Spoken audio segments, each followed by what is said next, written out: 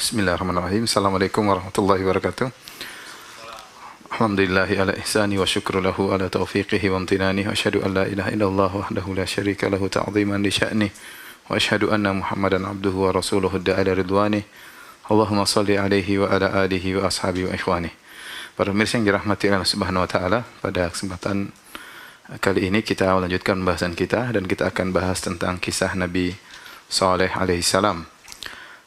Nabi Saleh adalah salah satu dari nabi-nabi yang bersuku Arab, sebagaimana kita jelaskan pada pertemuan yang lalu, ya. Kata Nabi sallallahu alaihi wasallam, ya Abu Dzar wa arba'atun minal Arab, wahai Abu Dzar, ada 4 nabi dari kalangan Arab, yaitu Hudun wa Salihun wa Syu'aibun wa Nabiyyuka, yaitu Nabi Hud, Nabi Saleh, Nabi Syu'aib dan Nabi Muhammad sallallahu alaihi wasallam. Dan sudah kita singgung pada pertemuan kemarin bahwasanya kisah-kisah nabi-nabi Arab ini tidak terdapat dalam perjanjian lama, perjanjian baru, dalam Bible tidak ada. Ya, karena orang-orang Yahudi, Bani Israel, mereka tidak mengakui kenabian dari selain mereka. Ya, kalau mereka menyebutkan tentang kisah-kisah nabi Arab, Saleh, Hud dan Syuaib sebelumnya, maka ini melazimkan mereka tidak boleh menolak nabi Arab yang terakhir, Nabi Muhammad sallallahu alaihi wasallam. Oleh karenanya, supaya sempurna mereka menolak Nabi Muhammad SAW, maka mereka menolak Nabi Saleh, Nabi Arab, Nabi Saleh juga, Nabi Hud dan Nabi Syuaib, mereka tolak seluruhnya. Padahal kita dapati dalam surat Ibrahim, Nabi Musa alaihissalam bercerita tentang Nabi Hud dan Nabi Saleh. Kata Nabi Musa, Alam ya'tikum naba'ul ladzina min qablikum qaumi Nuh wa 'Ad wa Samud wal ladzina min ba'dihim la ya'lamuhum illa Allah. Kata Nabi Musa kepada kaumnya, ya, bukankah telah datang kepada kalian tentang kabar kaum-kaum terdahulu sebelum kalian, kaum Nuh, kemudian kaum 'Ad, kaum Samud, ya, dan orang-orang setelah mereka. Jadi ternyata Nabi Musa bercerita kepada kaumnya tentang kaum-kaum terdahulu, ya. Nabi Musa cerita. Berarti seharusnya ada dalam Taurat, harusnya ada dalam perjanjian lama. Tetapi kita dapati kalau kita buka perjanjian lama sekarang sama sekali tidak ada, dan kita yakin ada penyimpangan, ya, terhadap perjanjian lama atau Taurat. Tapi siapakah Nabi Saleh? Nabi Saleh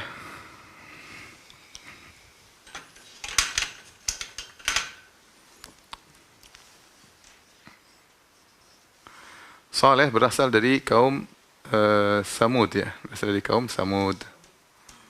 Nah, Samud ini, ya, apakah dia dari keturunan Ad, ya, atau dari keturunan Jathir, ya? Yang keduanya bersambung kepada Iram.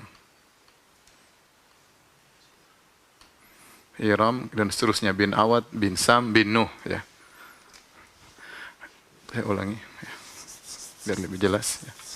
Kemarin kita sudah jelaskan ada Nuh, kemudian Sam, kemudian Awad, kemudian Iram. Nah, di sini ada Ad, di sini ada Jathir, di sini ada Samud. Nah, ada dua pendapat, apakah Samud adalah keturunan Ad atau keturunan Jathir. Al-Imam Al-Qurtubi rahimahullah ta'ala lebih cenderung bahwasanya Samud keturunan Ad. Kenapa? Karena Allah berfirman wa annahu dalam surat An-Najm, wa annahu ahlaka adanil ula wa samuda fama abqa. Kata Allah, dan dialah Allah yang telah membinasakan, ya, Ad yang pertama. Ad yang pertama ini maksudnya siapa? Ad yang pertama maksudnya kaum Ad.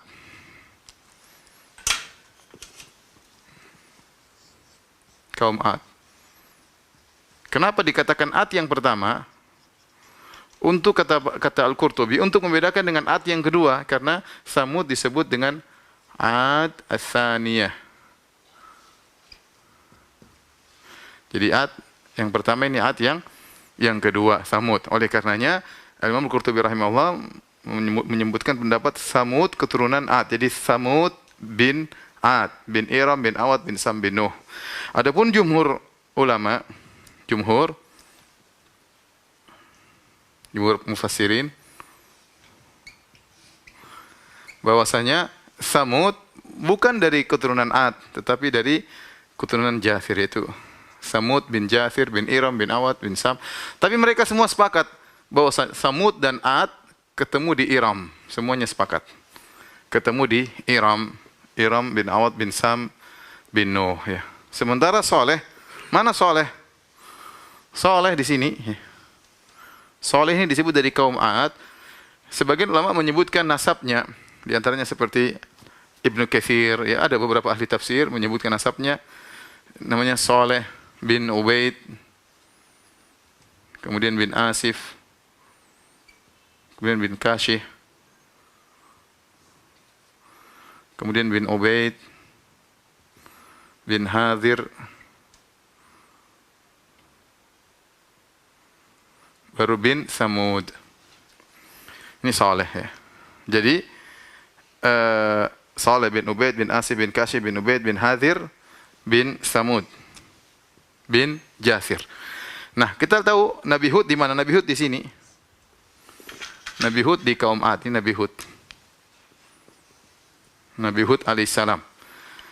Berarti antara Nabi Hud sampai Nabi Saleh berapa generasi? Banyak. 1, 2, 3, 4, 5, 6, sekitar 7 generasi. Kurang lebih 7 generasi. Dan ini sudah cukup untuk menjadikan orang lupa dengan ilmu, ya. Karena terakhir Nabi Hud alaihissalam, kaum Ad semua binasa. Fahal tarallahu min baqiyah, semuanya binasa kecuali Nabi Hud alaihissalam dan para pengikutnya. Sehingga Nabi Hud alaihissalam dan para pengikutnya kemudian tinggal menetap, berdakwah tauhid, iman berkembang, tapi terus bertambah dengan waktu sampai generasi ke-7. Di generasinya Nabi Saleh alaihissalam maka terjadilah kesyirikan kembali. Di sini di zaman Nabi Saleh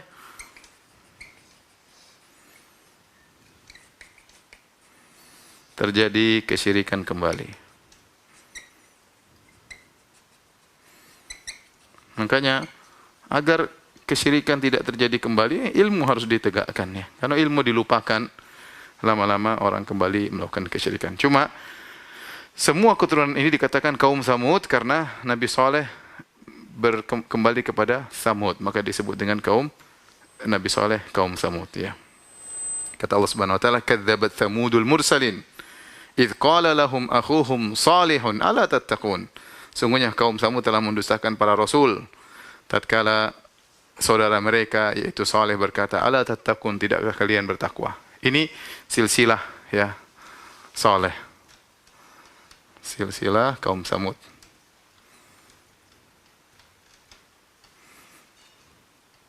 Dan Nabi Saleh alaihissalam. Taib.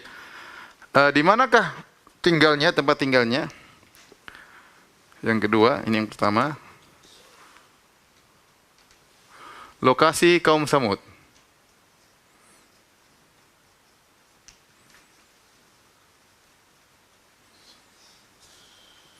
Kaum Samud, ya, kalau kita mau gambar ini Madinah Al-Munawwarah.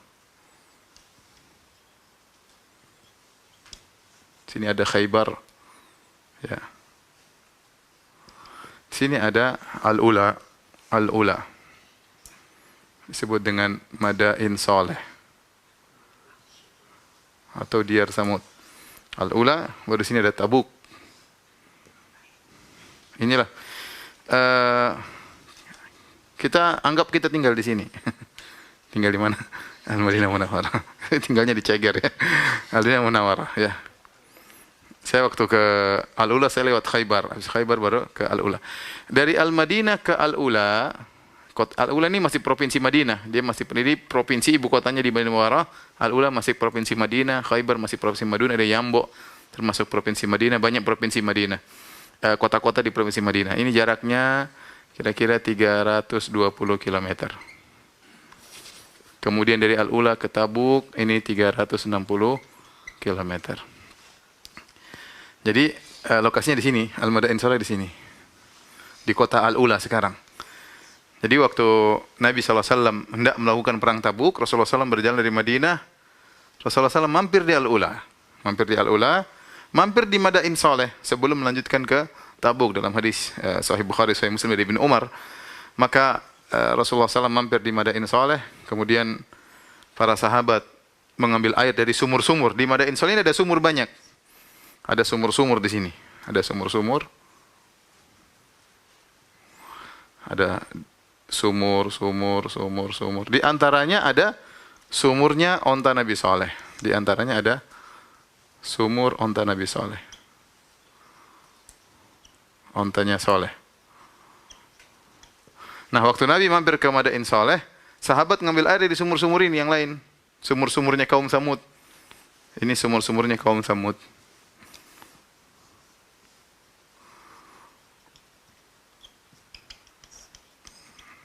Maka sudah diambil airnya, kemudian buat masak daging, terus sudah bikin adonan buat roti. Tahu-tahu Nabi suruh buang semuanya. Karena diambil dari sumur, dari kampung yang pernah diadab oleh Allah Subhanahu wa ta'ala. Maka dibuang semuanya.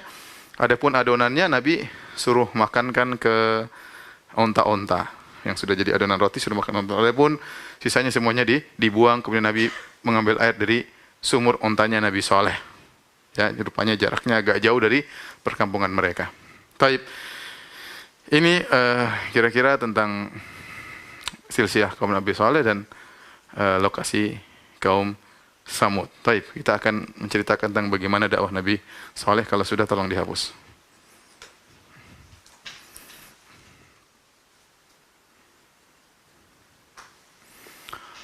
Taib. Berikutnya tentang metode dakwah Nabi Saleh.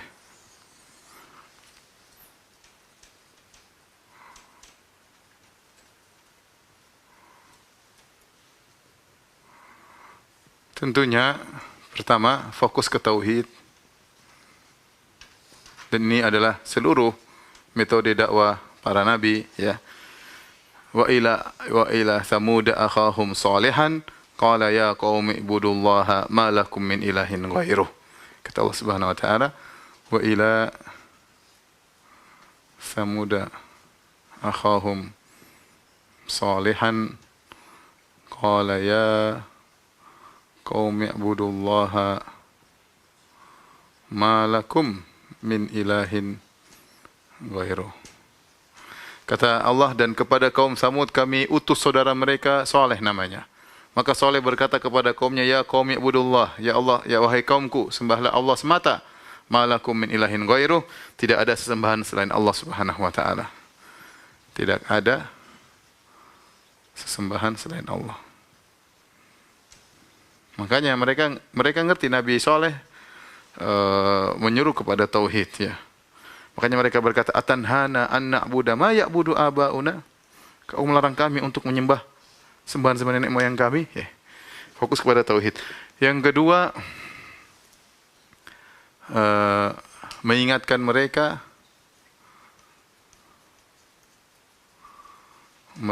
ya akan nikmat Allah, ya. Di antaranya Allah kasih mereka banyak kenikmatan. Di antaranya Allah menjadikan mereka berkuasa. Mereka berkuasa. Kemudian mereka membangun istana-istana, Kemudian di antaranya mereka membuat rumah di gunung, dalam gunung. Kata Allah, kemudian juga, ya, mereka berkuasa, ya. Kata Allah Subhanahu wa taala, huwa ansha'akum minal ardi. Saleh berkata kepada mereka, huwa ansha'akum minal ardi wasta'marakum fiha. Kata Allah Subhanahu wa taala, wasta'marakum fiha.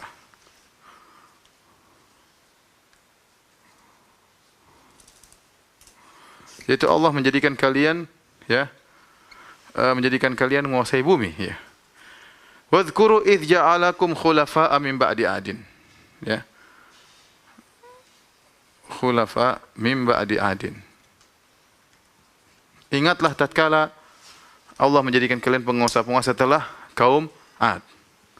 Kata Allah Subhanahu wa taala, "Tattakhiduna min suhuliha qusura." Ya.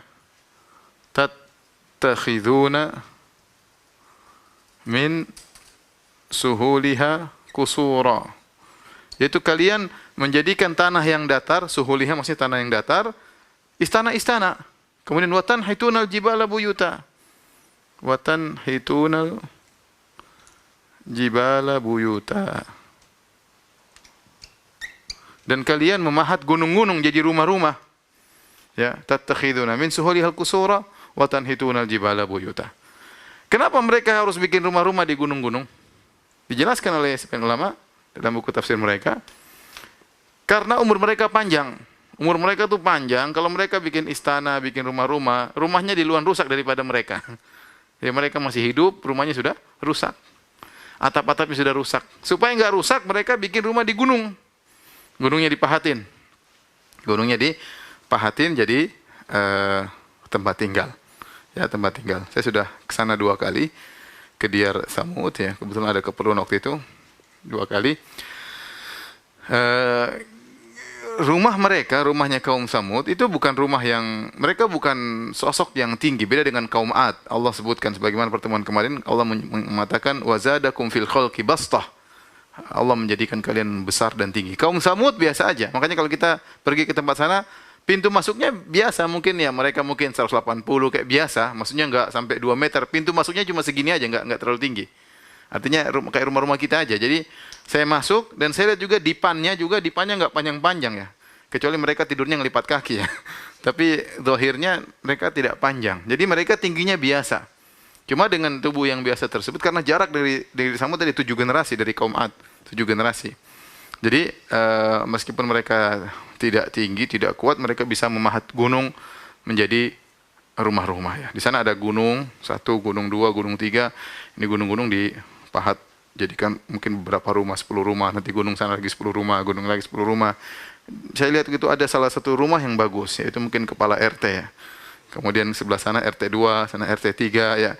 Jadi di bangun rumah ada yang bagus satu, ini kayaknya mungkin kepala sukunya mungkin, wallahu alam bisawab. Waktu saya tidak ada di sana waktu mereka lagi bangun ya. Taib. Jadi ini di antara dakwah mereka, dakwahnya Nabi Saleh kepada kaumnya. Kemudian di antara metode Nabi Saleh adalah tarhib. Tarhib itu memberi peringatan.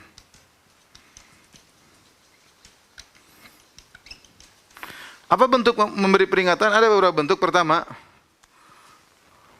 mengingatkan nasib kaum sebelumnya, nenek moyang mereka.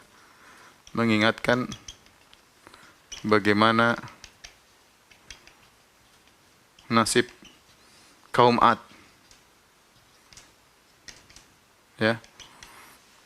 Wadhkuru idh ja'alakum khulafa'a min ba'di adin, kata Allah. Idh ja'alakum khulafa' min ba'di adin. Ya, jadi diingatin kalian sekarang sudah berkuasa. Dulu ada kaum yang hebat dari kalian, nenek moyang kalian. Masih satu rumpun sama kalian. Lebih hebat dari kalian, namanya Ad. Jago, kuat, terkenal. Apakah mereka selamat? Mereka enggak selamat. Mereka binasa. Hati-hati kalian. Kalian tidak sehebat kaum Ad dari sisi kekuatan. Kaum Ad bisa Allah binasakan dan mereka pasti tahu ceritanya karena ini mereka satu rumpun dengan Ad kembali kepada Iram atau memang itu turunannya mereka langsung sebagaimana pendapat Al-Qurtubi rahimahullahu taala. Jadi diingatkan. Ingatkan tentang bahwasanya kaum sebelumnya pernah binasa ya. Gara-gara tidak bertauhid atau berbuat syirik kepada Allah Subhanahu wa taala. Kemudian yang kedua, ini penting ya, mengingatkan, Nabi Saleh mengingatkan bahwa tidak selamanya kalian dalam kenikmatan. Ya, ada saatnya kenikmatan itu berhenti. Kapan? Jika kalian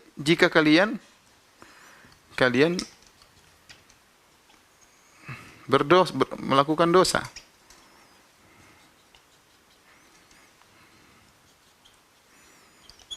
Ya. Ada saatnya kalau kita melakukan dosa tidak bersyukur kepada Allah, Allah akan mencabut nikmat tersebut. Ya. Dan ini sudah kaidah dalam Al-Quran banyak ya. Cerita-cerita juga banyak ya. Kisah nyata juga banyak. Orang kalau tidak bersyukur suatu saat Allah akan cabut nikmat tersebut. Di antaranya Nabi Saleh berkata kepada mereka, Allah sebutkan, kadzabat Samudul mursalin. Sungguhnya kaum Samud telah mendustakan para rasul ya. Perhatikan sini lafal kaum Samud mendustakan para rasul. Paling yang didustakan cuma Nabi siapa? Nabi Saleh. Karena kalau satu nabi didustakan sama dengan mendustakan seluruhnya. Ya, dalam kaidah kita satu nabi didustakan sama dengan mendustakan seluruh nabi karena dakwah mereka sama, mereka saling bersaudara. Satu didustakan sama dengan dustakan seluruhnya. Kadzabat Samudul mursalin. Idz qala lahum akhuhum Salihun ala tattaqun. Tatkala saudara mereka Saleh senasab satu suku dengan mereka berkata, ala tattaqun. Kenapa kalian tidak bertakwa? Kenapa kalian tidak meninggalkan kesyirikan? Inni lakum ya rasulun amin. Sungguhnya aku adalah utusan Allah yang terpercaya. Fattaqullaha wa ati'un. Bertakwalah kepada Allah dan taatlah kepadaku. Wa ma as'alukum alaihi min ajrin. In ajriya illa ala rabbil alamin. Aku ni dakwah tidak mengharap apa-apa dari kalian, kata Nabi Saleh. Aku tidak berharap apapun pemberian dari kalian. In ajriya illa ala rabbil alamin. Pahalaku aku serahkan kepada penguasa alam semesta. Jadi jangan kalian tuduh aku cari kekuasaan. Aku tidak butuh terima kasih dari kalian. Aku ini dakwah untuk kalian. Kemudian Nabi Saleh ingatkan tentang kenikmatan yang mereka rasakan. Tidak akan selamanya. Kata Nabi Saleh, ya. Kata Nabi Saleh, apakah kalian ya fima hahuna aminin? Apa kalian merasa aman terus selamanya di sini? Jadi antara kenikmatan yang Allah berikan kepada mereka, mereka diberi keamanan. Ya. Fima hahuna aminin. Ya. Kemudian apa? Kata fi jannatin wa uyun. Ya. Atutrakuna fima hahuna aminin? Kata Nabi Saleh, apa kalian dibiarkan oleh Allah senantiasa merasa aman? Di antara nikmat yang pertama kali Nabi Saleh disebutkan aman. Itu harus kita syukuri karena kita kadang lupa kalau keamanan itu nikmat ya. Kalau sudah enggak aman mau kaya, mau mobil banyak percuma ya. Mau istri banyak enggak ada manfaatnya. Apalagi sudah istri sedikit enggak aman lagi. Istri banyak aja enggak ada manfaatnya kalau enggak aman ya. Kata Nabi Saleh, atutrakuna fima hahuna aminin. Apa kalian merasa akan dibiarkan aman terus di sini? Itu nikmat. Fi jannati wa uyun, kalian merasa aman di kebun-kebun kalian, wa uyun di mata air kalian, ya. Ya. Wa zuru'in wa nakhlin tal'uha hadim. Kalian ada kebun-kebun, tumbuh-tumbuhan, ada korma-korma dan sebenarnya memang di Al-Ula itu banyak sekali korma-korma. Ya. Saya lupa tadi, Al-Ula itu lembah ya. Makanya kata Allah, wa samudal ladzina jabus sakhra bil wad. Dan kaum Samud yang di lembah, kata Allah Subhanahu wa taala. Jadi kalau kita ke Al-Ula, kalau kita naik kita lihat lembah. Jadi kota Al-Ula itu lembah. Lembah tersebut hijau, banyak sekali pohon-pohon apa?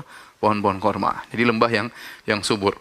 Makanya Nabi Saleh ingatkan, atutrakuna fima hahuna aminin fi jannatin wa uyun wa zuru'in wa nakhlin tal'u hadim, ya. Kalian merasa nyaman, aman dalam mata air, kemudian kebun-kebun. Ini kenikmatan Nabi Saleh ingatkan. Kemudian ingatkan, kata Nabi Saleh, wa tanhituna minal jibali buyutan farihin. Kalian semangat bikin rumah dari apa namanya? Dari gunung kalian bolongin. Ini nikmat semuanya, ya. Fattaqullaha wa ati'un. Bertakwalah kepada Allah dan taatlah kepadaku. Wala tuti'u amral musrifin. Jangan kalian ikuti orang-orang yang melampaui batas. Alladzina yufsiduna fil ardi wala yuslihun. Yang mereka selalu melakukan kerusakan di atas muka bumi dan tidak melakukan kebaikan. Ini berbuat syirik itu kerusakan. Ya. Jadi fasad dalam Al-Qur'an kebanyakan maksudnya maksiat, itu kerusakan. Ya. Makanya kaum Nabi Saleh mereka tidak melakukan kerusakan secara fisik, enggak, tapi dianggap melakukan kerusakan apa? Karena mereka melakukan apa? Kesyirikan. Kesyirikan. Jadi jangan ikuti mereka. Apa maksudnya Nabi Saleh ingatkan? Apa kalian merasa nikmat yang kalian rasakan akan senantiasa bersama kalian? Jawabannya tidak. Kalau kalian bermaksiat, berbuat syirik, ada saatnya Allah cabut. Allah biarin istidraj. Ada saatnya Allah cabut tiba-tiba. Oleh karenanya seorang mengambil ibrah dari apa yang dialami oleh orang-orang terdahulu. Ini adalah metode dakwah Nabi Saleh. Sekarang bagaimana sikap kaum Tsamud kepada Nabi Saleh?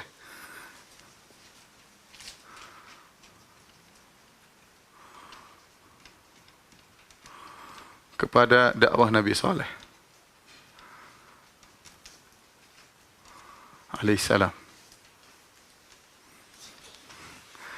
Ada beberapa sikap yang mereka ambil. Yang pertama, mereka menuduh. Di antara tuduhan, mereka bilang Nabi Saleh adalah penyihir, tersihir.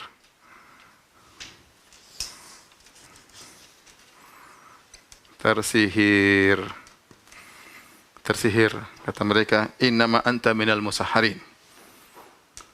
Innama anta minal musahharin.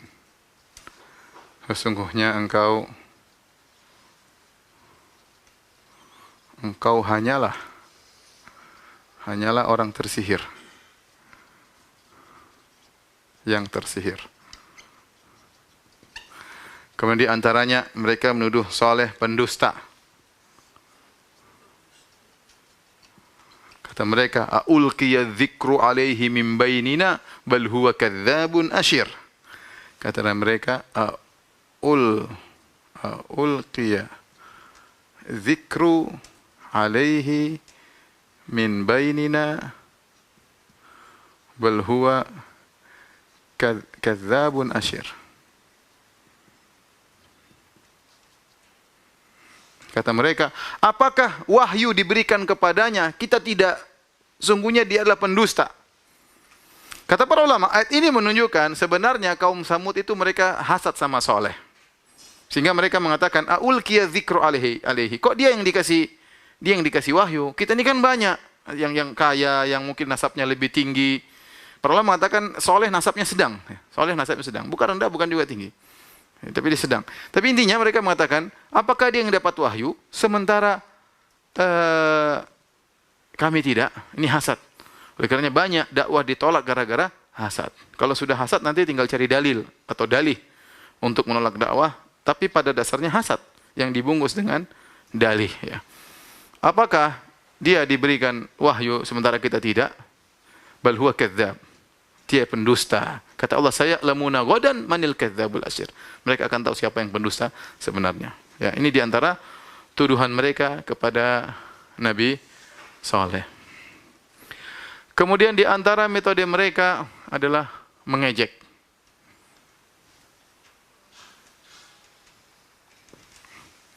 Di antaranya mereka mengejek Nabi Saleh. Mengejek Saleh.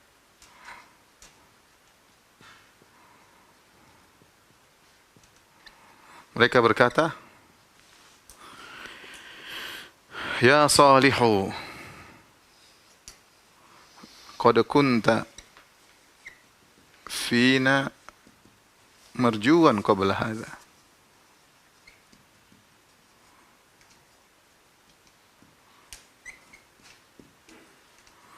Wahai Saleh, sebelumnya engkau adalah orang yang kami harapkan. Kata mereka, Saleh, sebelumnya engkau adalah orang yang kami harapkan. Harapkan buat apa? Kata para ulama, yaitu kami harapkan kau jadi pemimpin kami. Kami harapkan kau menjadi pejuang suku kami yang akan bela suku kami. Harapkan untuk apa? Untuk menolong Tuhan-Tuhan kami. Kata para ulama, jadi diharapkan apa? Harapkan jadi apa? Jadi pemimpin. Jadi penguat suku. Sama penolong Tuhan-Tuhan ya. Penolong sesembahan-sesembahan. Jadi mereka ngejek, kok sekarang kamu jadi begini? Kau sebelumnya bagus. Maksudnya apa? Kok sekarang kamu gila? Kamu jadi pendusta, ya. Gila, tersihir dan sebagainya. Jadi mereka ngejek Nabi Saleh. Di antara ejekan mereka terhadap Nabi Saleh, kata mereka, abasharan wahidan nattabi'u. Abasharan wahidan nattabi'u inna idzal lafi dhalali wa su'ur. Kalau gitu kita ini sesat dan gila. Inna idzan lafi dhalalin wa su'ur. Kata mereka, apakah kita ngikut satu orang? Kok yang soleh aja sendiri, kita ikutin dia, ngapain? Kita ini kan orang pintar banyak, orang kaya banyak, ngapain kita ikut satu orang? Kata mereka, ngapain ikut satu orang? Maksudnya mereka ngejek, ente cuma sendiri soleh, kamu ngedakwahi kita. Ngapain kita ngikut ente satu orang? Kita masih banyak yang pintar, lebih cerdas. Ini ngejek. Padahal kita tahu namanya ukuran kebenaran bukan dari jumlah. Bahkan ada nabi pengikutnya cuma satu, ada bahkan nabi pengikut cuma dua. Ada bahkan nabi tidak ada pengikutnya. Tatkala nabi diperlihatkan tentang masa depan, nabi diperlihatkan para nabi-nabi yang berkumpul, kata Nabi Muhammad SAW, faraitu an-nabiyya ma'ar rajulu wa rajulani. Ada seorang nabi pengikut cuma satu, ada nabi pengikutnya dua. Wan nabiyya wa laisa ma'ahu ahad, dan ada seorang nabi tidak ada pengikutnya sama sekali. Jalan sendiri enggak ada pengikutnya. Apa dia salah berdakwah? Enggak, dia sudah berdakwah benar. Cuma enggak ada pengikutnya. Maka saya ingatkan kepada saudara-saudara saya para pendakwah, kita dakwah, kita cari pengikut, tapi bukan itu tujuan utama. Yang penting adalah menyampaikan risalah Allah. Jangan kalau tidak ada pengikut, akhirnya kita dangdutan, ya, supaya orang pada hadir, ya, kemudian kita joget-joget, ya, dan lain-lain. Jangan, tidak perlu. Nggak ada pengikut, akhirnya kita ngelawak tiap hari, enggak juga, ya. Kita dakwah, kita mencari risalah Allah, bukan cari pengikut. Kita ada pengikut, alhamdulillah. Kalau enggak, ya sudah. Sunnatullah, Allah sudah kasih contoh, ada nabi yang pengikutnya banyak, ada nabi pengikutnya sedikit, ada nabi satu dua, ada yang tidak ada pengikutnya sama sekali. Jadi mereka ngejek, abasyaron minna wahidan nattabi'uh inna idzal lafi dhalali wa su'ur. Kalau kami ngikut satu orang aja, kami sebenarnya sesat. Ngejek mereka. Kemudian ternyata mereka juga ngejek pengikut Nabi Saleh yang miskin.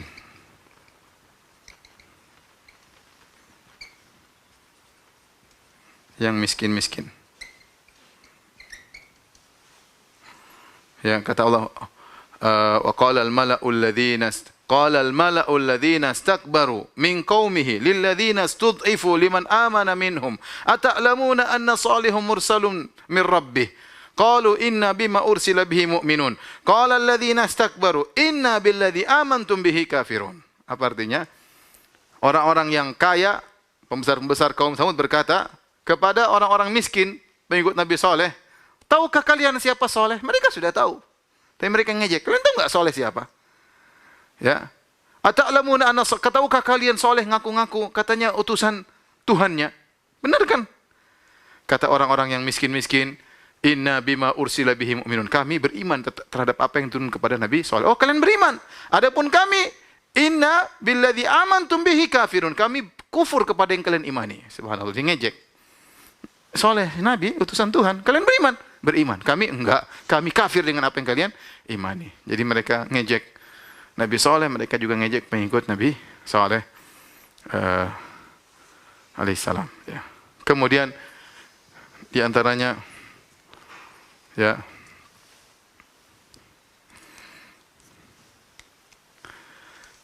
minta segera diturunkan azab.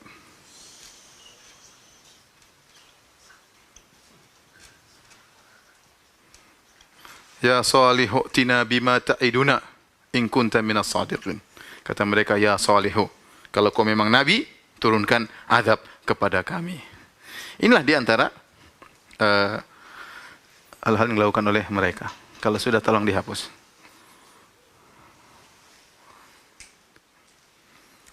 Baik, para pemirsa yang dirahmati oleh Allah Subhanahu wa taala. Akhirnya mereka sudah didakwahi Nabi Saleh, ya, mereka tidak mau beriman, ya. Wa fi thamud idz qila lahum tamatta'u hatta hin. Waktu mereka tidak beriman, maka Nabi Saleh berkata, tamatta'u hatta hin. Silakan kalian bersenang-senang, ada waktunya kalian berhenti dari bersenang-senang, ada waktunya kalian berhenti. Sekarang silakan bersenang-senang. Jadi Nabi Saleh mengatakan kepada kaumnya bersenang-senang dua kali. Pertama, bersenang-senang sebelum mereka membunuh ontanya Nabi Saleh. Yang kedua lagi, Nabi Saleh berkata, tamatta'u fi darikum salasata ayyam. Silakan bersenang-senang 3 hari doang. Kapan Nabi Saleh mengatakan senang-senang yang kedua? Setelah mereka membunuh membunuh onta Nabi Saleh. Yang pertama, Nabi Saleh hanya berikan secara umum. Kalian senang-senang, akan ada saatnya kalian berhenti. Tamatta'u hatta hin. Silakan bersenang-senang sampai pada waktunya. Taib. Akhirnya di antara sikap yang mereka lakukan adalah minta mukjizat. Mereka minta mukjizat. Disebutkan oleh para ahli tafsir, suatu hari mereka sedang berkumpul-kumpul, kemudian Nabi Saleh datang mendakwahi mereka seperti kebiasaan Nabi Saleh. Bertakwalah, fattaqullaha wa ati'un, bertakwalah dan taat kepadaku. Wala tuti'u amral musrifin, jangan kalian ikuti orang-orang yang melakukan berlebih-lebihan. Alladzina yufsiduna fil ardi wa la yuslihun, yang melakukan kerusakan dan tidak melakukan perbaikan. Akhirnya mereka jengkel, kata mereka, wahai Saleh, kalau memang kau ingin kami beriman, penuhi persyaratan kami. Ini sudah kita sampaikan. Mereka seperti kepada Nabi Nuh, mereka membuat syurut ta'jiziyah. Itu syarat yang menurut mereka mustahil untuk dipenuhi. Bukan apa? Bukan untuk mereka beriman, agar mereka tidak beriman. Jadi mereka minta persyaratan bukan untuk beriman, tapi supaya tidak beriman. Jadi mereka pasang syarat yang mustahil. Apa syaratnya? Kata mereka, Saleh, kalau kau memang Nabi, penuhi permintaan kami. Apa permintaannya? Itu ada batu, mereka tunjuk, itu batu besar. Keluarkan onta dari batu tersebut. Onta tersebut umurnya sudah sekian bulan, 10 bulan, sebentar lagi melahirkan. Ya. Naqata usyara, yaitu sudah 10 bulan, sebentar lagi melahirkan. Onta kalau tidak salah 11 bulan, ya, umur bayinya 11, janinnya 11 bulan. Keluarkan onta, warnanya putih, udah bunting, ya, mengandung, dan kandungannya sudah 10 bulan. Keluarnya dari batu tersebut, Jadi mereka kasih syarat, keluarnya dari batu tersebut. Wah, ini syaratnya susah. Kalau mereka minta onta keluar dari laut, ya mungkin aja ada onta nyasar di laut kemudian keluar. Ada sumber kehidupan. Kalau mereka minta onta keluar dari hutan, ya mungkin aja ada onta siapa nyasar ke hutan keluar. Ini dari batu. Batu apa sumber kehidupan? Semut aja nggak ada yang tinggal dalam batu, ya. Cacing aja nggak ada, ya. Virus aja nggak ada dalam batu, ya. Kemudian mereka minta onta keluar dari batu. Aduh, Nabi Saleh akhirnya berdoa kepada Allah Subhanahu wa taala. Sebutkan beliau salat, beliau berdoa. Ya Allah. Akhirnya benar-benar kata Allah, ya, inna mursilun naqati lahum fitnatan lahum fartaqibuhum wastabir. Kata Allah, wahai Saleh, kami akan kirimkan onta bagi mereka, ya, dan tunggulah bagaimana mereka dan bersabarlah. Akhirnya benar, tiba-tiba batu tersebut pecah, keluarlah onta. Onta yang seperti yang mereka minta persis. Ontanya tinggi, kemudian putih, sudah mengandung, ya. Apakah mereka beriman? Tidak, mereka tidak beriman. Makanya Allah mengatakan, walau fatahna alaihim babam minas sama'i fadhallu fihi ya'rujun laqalu innama sukkirat absaruna bal nahnu qaumun mashhurun. Seandainya dibukakan pintu-pintu langit, lantas mereka nanjak di atas langit tersebut untuk ke atas bertemu dengan Allah, mereka akan berkata, laqalu innama sukkirat absaruna, sungguhnya kita sedang disihir. Ya, kita ditutup mata kita, bal nahnu qaumun mashhurun, sungguhnya kita sedang tersihir. Jadi percuma. Dan ini kalau mereka awalnya sudah tidak niat beriman, mau dikasih mukjizat apapun, percuma saja. Tapi akhirnya mukjizat tersebut terjadi. Kata Allah, hadhihi, kata Nabi Saleh, hadhihi naqatullahu lakum ayah. Baik. Kata Nabi Saleh, hadhihi naqatullahi lakum ayah. Lakum ayah. Inilah onta Allah. Naqatullah artinya ontanya Allah. Lakum, bagi kalian ayat, maksudnya tanda-tanda kebesaran Allah. Orang sekarang kita terjemahkan dengan mukjizat, ya. Meskipun ini penamaan yang dikritisi, tapi ini sekedar penamaan yang orang sudah tahu. Sebenarnya ayah, tapi hadhi naqatullahi lakum ayah. Ada dua aturan onta ini. Karena dia sudah keluar. Tunggu, sebentar. Kenapa dinamakan dengan ontanya Allah? Kenapa dinamakan dengan ontanya Allah? Kenapa? Karena istimewa. Apa istimewanya? Banyak. Onta tersebut, coba istimewanya apa? Coba sebut apa? Keluar dari batu, ya. Keluar dari batu. Tanpa ayah ibu. Ibu. Mengandung tanpa suami, coba. Mengandung apa? Tanpa jantan. Ajaib ini. tanpa jantan. Terus apalagi langsung gede. Langsung gede ya. Tanpa kecil-kecil langsung gede ya. Kemudian ajaib, susunya banyak banget. Nanti akan disebutin.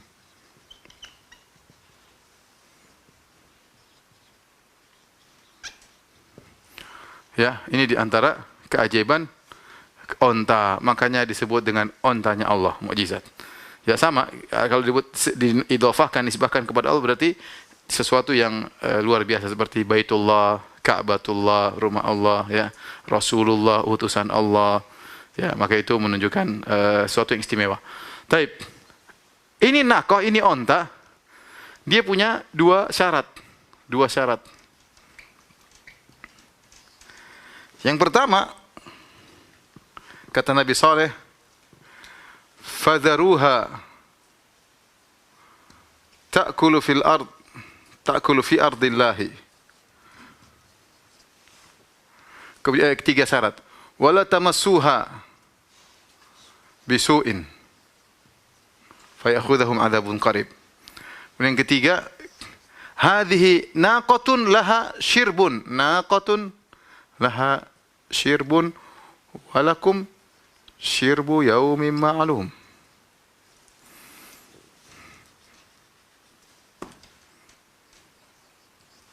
Apa maksudnya? Baik. Maksudnya onta ini dia satu hari ada sumur, dia minum di situ. Kalau onta lagi minum, kalian tidak boleh minum sumur itu. Pokoknya sumur ini mungkin airnya yang paling banyak. Sehari buat onta, sehari buat kalian. Tidak boleh bareng-bareng. Kalau lagi jatahnya, gilirannya onta lagi minum, kalian libur semua. Nanti minumnya besok. Ini syaratnya onta yang ajaib, ontanya Allah. Pertama, fadharuha ta'kul fi ardillah. Apa kata Nabi Saleh? Biarkan dia makan di bumi Allah. Biarkanlah dia makan di bumi Allah. Kenapa? Karena ini ontanya Allah, ini buminya Allah.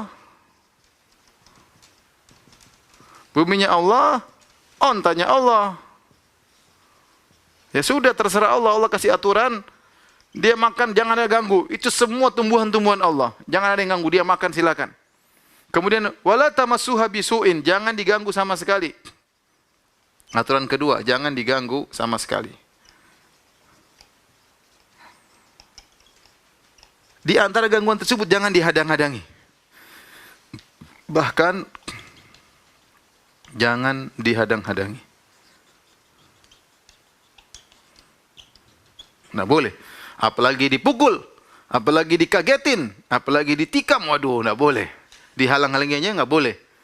Ya, jangan ada yang ganggu sama sekali. Kemudian naqatun laha syirbun walakum syirbu yaumin ma'lum. Kemudian ini yang hebat, jadi ada sumur sehari buat onta, sehari buat kalian. Pokoknya kalian jangan macam-macam, jangan melanggar aturan ini. Kalau tidak, kalian akan dikenain azab yang pedih. Taib, jalanlah mereka sesuai aturan. Ada satu hari ontanya ke sumur, minum banyak. Sorenya ontanya keluarin susu banyak banget. Minum, keluarin susu. Susu yang sangat banyak. Ini zahirnya ontanya sangat besar ya, sangat banyak. Diminum oleh kaum Samud. Kaum Samud. Susu yang sangat manis kata para ulama. Jadi susunya enak banget. Mereka ngantri minum. Jadi ya enak lah. Sehari aja libur minum apa? Minum air, minum susu. Sehari mereka. Tadinya mereka sabar. Lama-lama ontanya disebut dalam menurut pendapat ulama seperti Ibnu Atiyah dalam Al-Muharrar Al-Wajiz, dia sebutin ini ontanya kalau sudah masuk di lembah, dia masuk lembah, dia makan. Onta binatang lain pada takut semua, pada kabur. Dia besar, datang, mungkin dia berwibawa, datang semua binatang apa? Kabur. Nanti kalau musim panas dia ke. Kalau musim dingin Mereka pada di atas di jemur-jemur, dia datang kabur semua. Jadi keberadaan onta ini mengganggu ternak-ternak mereka. Keberadaan onta ini mengganggu ternak-ternak mereka. Aduh, mereka mulai gelisah. Mulai cari masalah. Kemudian akhirnya mereka cari alasan. Kita bosan minum air, minum susu. Air lebih enak kata mereka. Ini bohong. Kata mereka air lebih apa? Lebih enak. Intinya mereka udah jengkel sama ontanya Nabi Saleh. Mereka sudah jengkel sama Saleh. Akhirnya mereka sudah jengkel, ya. Fanadau sahibahum fata'ata fa'aqar, maka mereka bikin rapat. Gimana cara kita membunuh onta Nabi Saleh? Udah capek kita. Ini ontanya Nabi Saleh bikin masalah. Akhirnya mereka ya rapat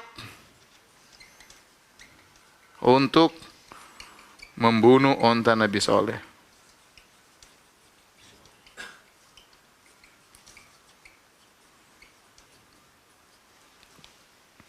Taib. Bagaimana cara mereka membunuh onta Nabi Saleh? Jadi mereka rapat terlebih dahulu, ya, rapat terlebih dahulu, ya. Setelah mereka rapat, akhirnya mereka tidak ada yang berani untuk membunuh onta Nabi Saleh, karena mereka tahu, waduh, Nabi Saleh bilang kalau ada yang ganggu bakalan kena azab yang pedih. Terus bagaimana? Akhirnya mereka cari jalan. Tersebutlah seorang wanita namanya Unaizah, ya, bintu Ghanem atau siapa ya, dikenal dengan Ummu Ghanem, ya. Unaizah wanita ini, dia adalah istri salah seorang pembesar dari kaum Samud. Ini kisahnya disebutkan oleh Ibnu Jarir At-Tabari dalam tafsirnya, disebutkan oleh Ibnu Katsir juga, dinukil Ibnu Katsir dalam tafsirnya, rahimahumullah jami'an. Jadi wanita ini dia sangat jengkel dengan Nabi Saleh. Dia termasuk orang yang keras memusuhi dakwah Nabi. Bagaimanakah apa yang mereka lakukan? Tadi kita jelaskan, ada seorang wanita bernama Unaizah, ya, dia sangat membenci dakwahnya Nabi Saleh alaihissalam, dan suaminya adalah pembesar kaum Samud. Akhirnya dia sudah termasuk yang jengkel sama dakwah Nabi Saleh. Terus bagaimana cara menyelesaikan dakwah Nabi Saleh? Karena Nabi Saleh punya mukjizat, yaitu onta yang luar biasa. Akhirnya kebetulan dia punya anak-anak cantik 5 orang.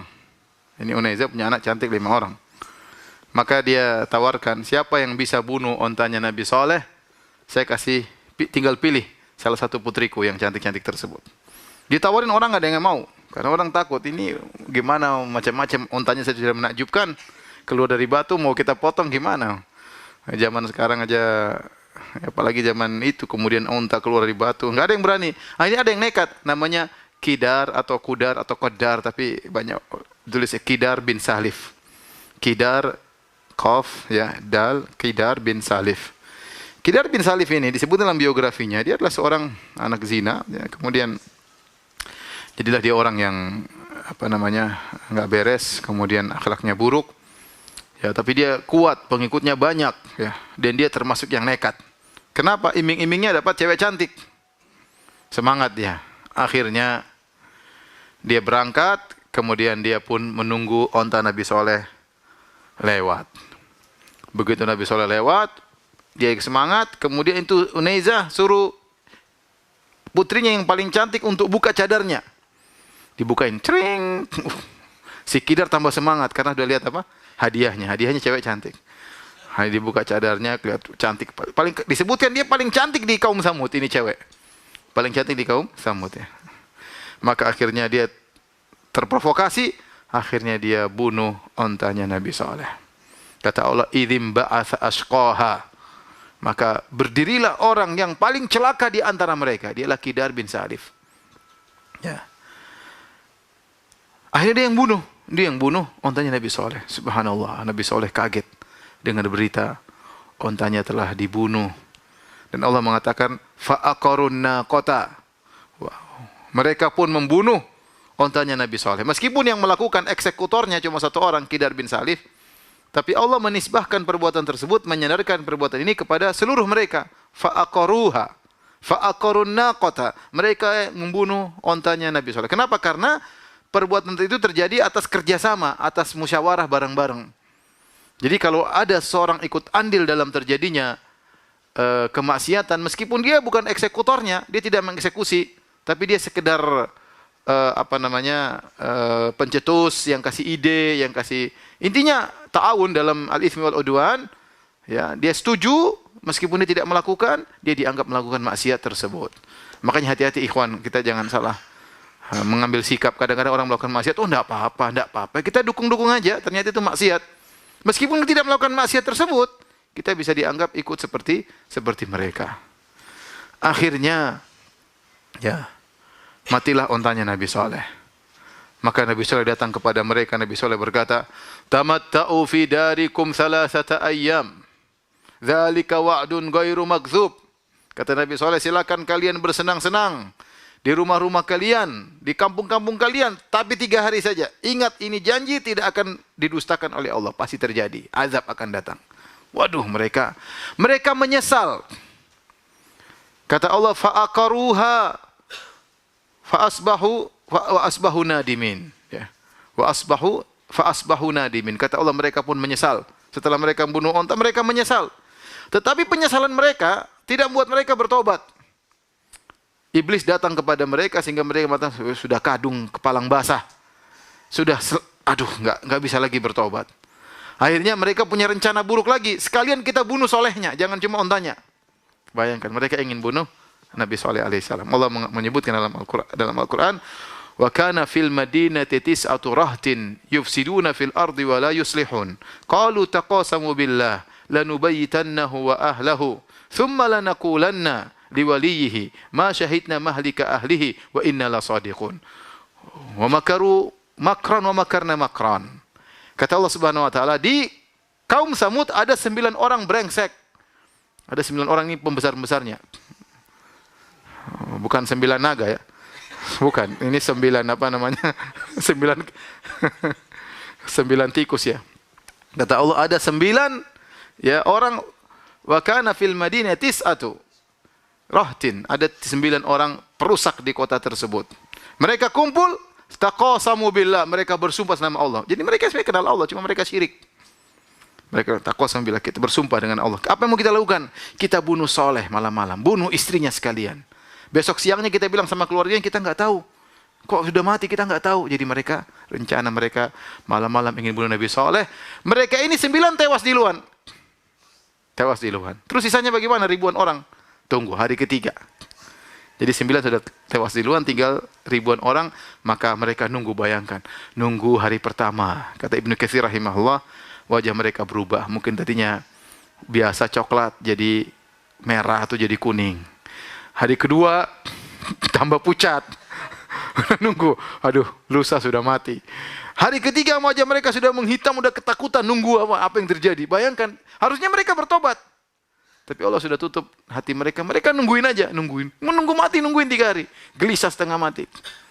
Maka tiba-tiba Allah kirim azab luar biasa. Adapun azab yang menimpa mereka,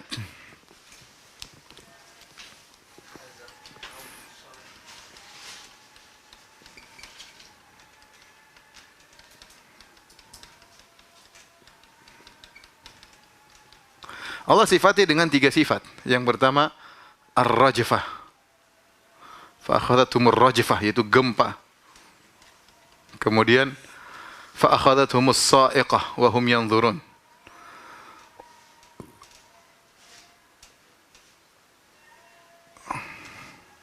Wa hum yanzurun. Famasta'u min qiyam maka muntasirin. Yang zurun. Yang ketiga, kata Allah Subhanahu wa taala, inna arsalna alaihim sayhatan wahidah. Sayhatan wahidah. Fakanu kahashimil muhtadhir. Kata Allah Subhanahu wa taala, rajfah, gempa, kemudian ini halilintar. Dan mereka melihat, kata Allah, dan mereka melihat. Mereka sedang melihatnya. Kemudian ini suara keras banget. Inilah azab yang menimpa kaum Nabi Saleh. Ya. Jadi mereka sedang nunggu hari ketiga, tiba-tiba gempa, kemudian datang halilintar. Jadi halilintar itu mereka ngelihat. Dan ini kata para ulama, melihat azab akan datang itu siksaan sebelum terjadi siksaan. Ibaratnya kalau ada kambing kita mau potong, kita asah apa namanya pisau di depan dia, golok, dia udah ketakutan dulu, ya. Dia mati sebelum mati. Sama, ya. Nikmat kalau kita lihat kenikmatan belum kita rasakan. Dulu lihat kita sudah senang bahagia dulu. Misalnya kita mau beli mobil baru. Belum lihat, baru dilihat fotonya, wah, ini mobil senang banget ya. Mau nikah lihat, calon saya lihat belum dipegang, sudah lihat sudah senang. Itu sudah nikmat. Sebelum memegang kenikmatan tersebut sudah nikmat melihat terlebih dahulu. Sama azab. Azab sebelum merasakan azab, sudah melihat azab tersebut sudah siksaan tersendiri. Siksaan tersendiri. Kemudian suara yang keras menggelegar, cuma mereka mati gara-gara gempa dan suara, ya. Kata Allah, apa yang akibatnya apa dari siksaan ini semua? Kata Allah, fasbahu jasimin, ya.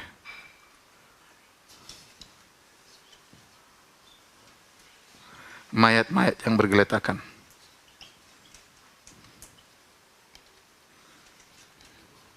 Dalam ayat yang lain, fakanu kahashimil muhtadhir.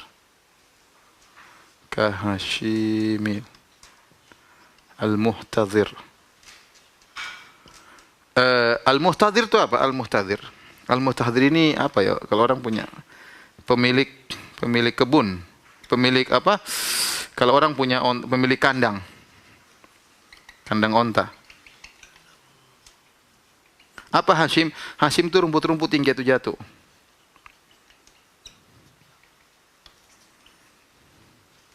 Jadi kalau pemilik onta itu ingin kasih makan punya onta, dia bikin hadhirah. Hadhirah itu semacam kandang kecil, bukan kandang besar, onta di luar, cuma dikasih pembatas. Namanya hadhirah. Setelah itu dia bawa makanan dari luar, rumput ditumpuk-tumpuk, kemudian dia bawa menuju ke hadhirah tersebut. Ada yang jatuh-jatuh, Hashim namanya, yang sudah kering jatuh, yang mudah ditiup angin. Jadi mereka dibinasakan oleh Allah. Tadinya sombong, angkuh, jadi seperti ini, Hashimil muhtadhir. Itulah kesudahan dari kaum Tsamud yang sombong dan angkuh. Setelah mereka tewas semuanya, bayangkan ya. Jadi ini suara, ini halilintar, ini gempa. Kaum Nabi Saleh dekat-dekat situ juga yang beriman. Tetapi yang beriman tidak kena. Yang kafir kena semuanya. Jadi Allah mau kirimkan buat mereka aja yang ini enggak gampang. Dan itu banyak terjadi. Contoh seperti dalam perang Badar. Perang Badar Allah turunkan hujan. Bagi kaum muslimin hujan rintik-rintik, gerimis. Bagi kaum musyrikin hujan keras membuat mereka susah. Contohnya dalam perang Khandaq Allah kirim angin. Angin datang menimpa kaum muslimin dan kaum musyrikin. Tapi kaum musyrikin padahal jaraknya mungkin sekilo aja atau enggak sampai sekilo. Enggak sampai sekilo, dekat ratusan meter aja kali. Ternyata angin mereka menghancurkan tenda-tenda mereka, bahkan tungku-tungku tumpah kena angin. Kaum muslimin enggak, angin dekat tapi Allah milih anginnya. Sama, suara ini juga. Harusnya kan kalau guntur semuanya dengar atau tidak? Harusnya dengar. Tapi kenapa kaum Nabi Soleh tidak mati? Mereka mati. Allah membuat telinga mereka enggak apa-apa. Dengarnya mungkin cuma kecil, cing. Tapi yang lain telinga lepas mungkin. Jadi Allah maha hebat. Karena itu semua yang atur Allah Subhanahu wa taala. Setelah mereka tewas semuanya, Nabi Saleh datang melihat mereka. Fatawalla anhum wa qala, ya, qad ablagtukum risalata rabbi, ya. Ya qaumi laqad ablagtukum risalata rabbi wa nasahtu lakum walakin la tuhibbuna an-nasihin. Dia ngomong sama mereka, kaumku, saya sudah sampaikan risalah dari Allah buat kalian. Ya, tapi kalian tidak mau menerima nasihat. Ya sudah. Ya, akhirnya Nabi Saleh meninggalkan mereka dan selesailah kisah dari kaum Tsamud. Di antara hal yang perlu saya ingatkan para pemirsa yang dirahmati Allah Subhanahu wa taala, bahwasanya para ulama membahas tentang masalah hukum berwisata ke Diyar Tsamud. Tadi kita sudah bahas Al-Ula, ya. Saya qadarullah ke sana ada 2 kali. Itu ada kebetulan saya ingin tahu juga sebagai sejarah, ya. Dan saya juga ingin lihat bagaimana kondisi mereka agar bisa sampaikan kepada dalam pengajian-pengajian. Tapi sebenarnya hukumnya seorang tidak boleh lewat situ kecuali antakunu bakin, ya. La tadkhulu ala masakinil ladzina zalamu, ya. Al-mu'adzabin, ya. Kata Nabi, jangan kalian masuk kepada tempat orang-orang yang dizalimi, yang berbuat zalim, ya, yang diazab oleh Allah Subhanahu wa taala, ya. Illa antakunu bakin. Fa illam takunu bakin fala tadkhulu alaihim. Kecuali kalian masuk dalam kondisi menangis, silakan. Kalau kalian tidak menangis maka jangan masuk kepada tempat tinggal mereka. Ya. An yusibakum mithlu ma asabahum. Aku khawatir akan menimpa kalian apa yang menimpa mereka. Jadi ini sunnah. Kalau kita melewati tempat orang sudah pernah diazab, dan kita tahu tempat pernah diazab, maka tidak boleh kita tinggal lama-lama. Kita lewat sebentar untuk mencari ibrah, untuk mencari pelajaran. Kalau bisa menangis itu yang dituntut. Kalau nggak bisa menangis nggak usah ke situ. Kenapa? Al-Imam Ibnu Hajar mengingatkan dalam Fathul Bari. Karena kita disuruh merenungkan agar kita bisa menangis. Apa yang kita renungkan? Kata Ibnu Hajar rahimahullah, lihatlah bagaimana ini kaum yang kuat, yang hebat menguasai bumi. Allah kasih mereka waktu yang panjang, tiba-tiba Allah binasakan mereka. Ini kaum, Allah kasih mereka kecerdasan, tapi mereka tidak mau berpikir tentang ayat-ayat Allah Subhanahu wa Ta'ala. Ini kaum merasa tidak akan dihisap oleh Allah Subhanahu wa Ta'ala. Maka seorang merenungkan, ini kaum tadinya dapat kenikmatan, Allah rubah jadi azab. Maka kita renungkan hal tersebut. Subhanallah, Allah kasih contoh kepada kita agar jangan sampai menimpa kita apa yang menimpa mereka. Kenapa? Itu menunjukkan hati mereka sudah keras. Maka saya ingatkan kepada para pemirsa yang rahmati Allah Subhanahu wa Ta'ala, kita sekarang di zaman corona, ya. Harusnya kita mengambil ini sebagai ibrah, ya. Kita harus ada rasa takut, ya. Wa man nursilu bil ayati ila takhwifa. Kata Allah, tidaklah kami turunkan, ya, tanda-tanda kami kecuali untuk memberi rasa takut. Artinya kita takut bahwasanya ada azab, ya. Kita takut bahwasanya ada namanya hisab, ya. Kita takut bahwasanya kita ini bukan siapa-siapa, ya. Bukan takut kepada Allah, agar kita takut bahwasanya Allah bisa mencabut nyawa kita kapan saja, ya, dari arah yang tidak kita sangka-sangka, ya. Dari arah yang tidak kita sangka-sangka, ya. Oleh karenanya kita mengambil ibrah dari apa yang dialami oleh umat-umat terdahulu dan orang-orang sekitar kita, apa yang telah terjadi, agar kita bertakwa kepada Allah Subhanahu wa Ta'ala. Demikian saja para pemirsa yang dirahmati Allah dimanapun Anda berada, Bapak dan Ibu-ibu, dan juga mungkin ada adik-adik yang ikut mendengar. Semoga Allah senantiasa memberikan rahmatnya kepada kita semua dan mengampuni dosa-dosa kita, dan semoga kita diwafatkan oleh Allah dengan husnul khatimah. Subhanakallah bihamdika asyhadu an la ilaha illa anta astaghfiruka wa atubu ilaik. Assalamualaikum warahmatullahi wabarakatuh.